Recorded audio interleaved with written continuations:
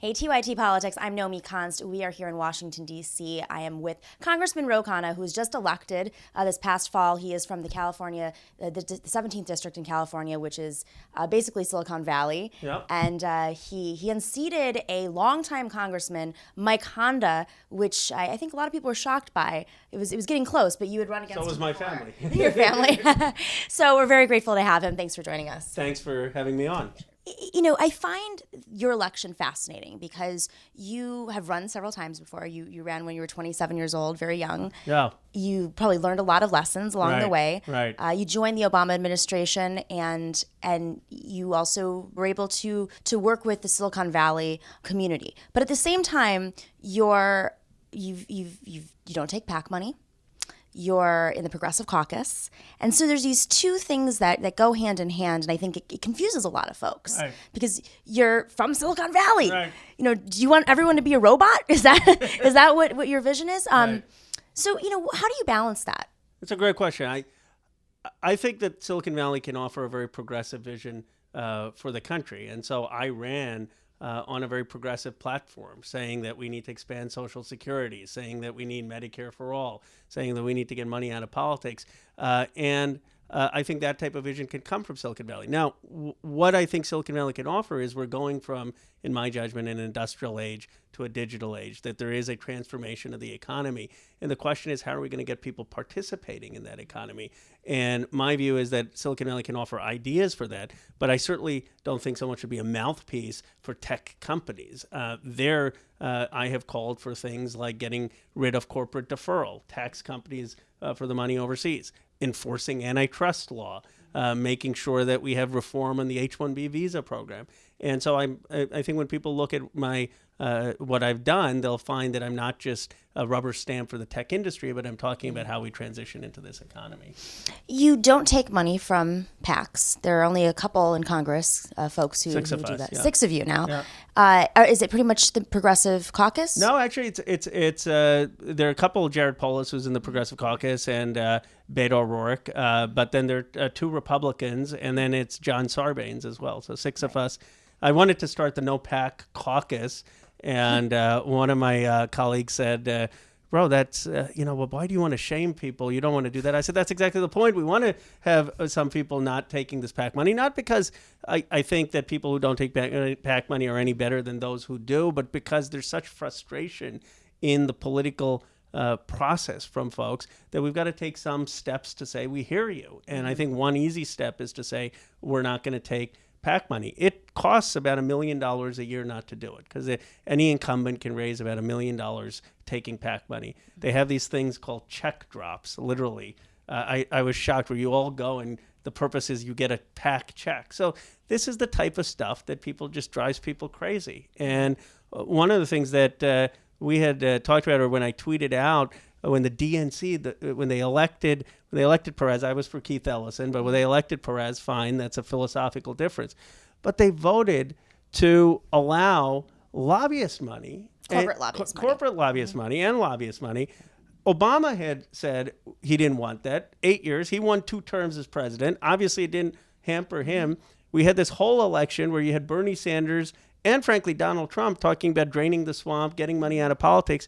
And then the response to that of the DNC is to say we want to let corporate lobbyist money back. I mean, it was just tone deaf. And that's part of the frustrating thing. I sometimes feel like in Congress I'm part of, in Versailles, and there's this revolution going on outside and people just don't get it. And so it's not being more holier than thou. It's saying, look where the energy of the party is.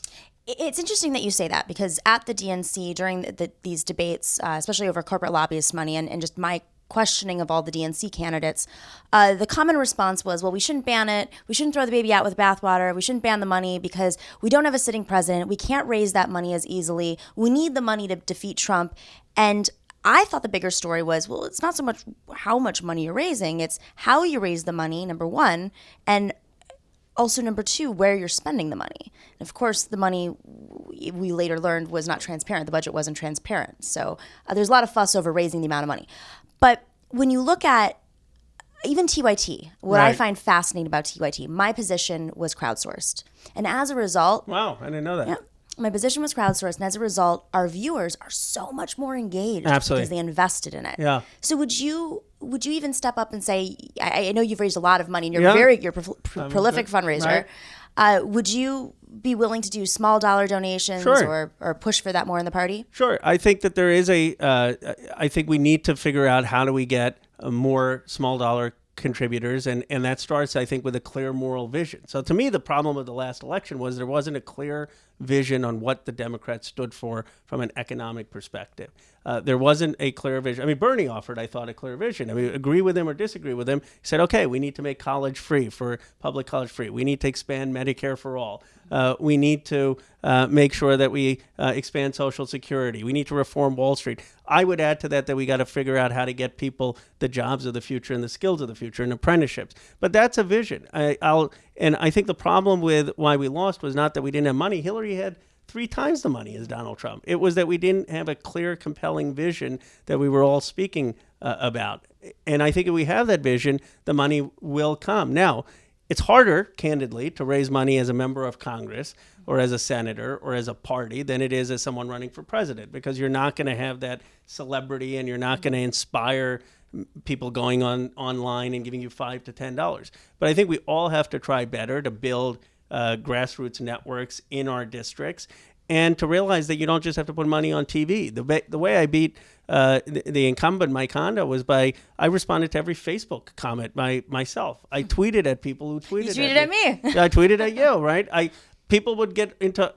My staff would get so upset. There was this Palestinian scholar at Berkeley. We were disagreeing vehemently, and we had like 50 tweets back and forth. And I'm sure I said stuff in there that people could quote and misconstrue, but the point is there was an authenticity to it. And I think that's what folks are looking for. It doesn't matter. We don't agree on everything. No one agrees. I'm not with everything, but they know that I'm at least straightforward and I'll engage. And I think that's really what people want. This reminded me of Cory Booker. When Cory Booker first, it was when Twitter started. Cory Right. Booker was one of the first people on there. Yeah. I think he said that Ashton Kutcher invited him on Twitter, and he would respond to it. Maybe not Right. everybody. Maybe some of the questions He's weren't more as famous than I am, so he probably had more traffic. But he also wasn't. He would engage. He wouldn't engage in policy fights. It would be like, Right. what did you have for breakfast? I'm a vegetarian. Silly little jokes. But it did get people very excited about him. Now, of course, there's the policy side of Cory Booker. Right. How do you manage those tricky areas where you're now a congressman who's going to have has a record, Right. will continue to have a record, Yeah. and you might possibly run for a higher off. I'm not putting things out there, Right. but people can always go back and look at those things and misinterpret them. And in 2017, that could be a big problem with the progressive community that really wants accountability. And Exactly. And it may not be that you're the cause of all the problems, but Right. say one thing wrong and Yeah. then boom. And I think that's what's made people so risk averse, right? Is that they are so calculating and they don't know how something is going to play. And my view is, look at Bernie Sanders. There were a couple of points to it. One, he never did anecdote. He didn't say, like, here's my favorite food, here's my favorite movie, here's how I grew up. He's like, I am for Medicare for all. I am for importing drugs. He was a policy nerd. And people want that. They wanted the substance. And my view is that I will do better by being very detail-oriented.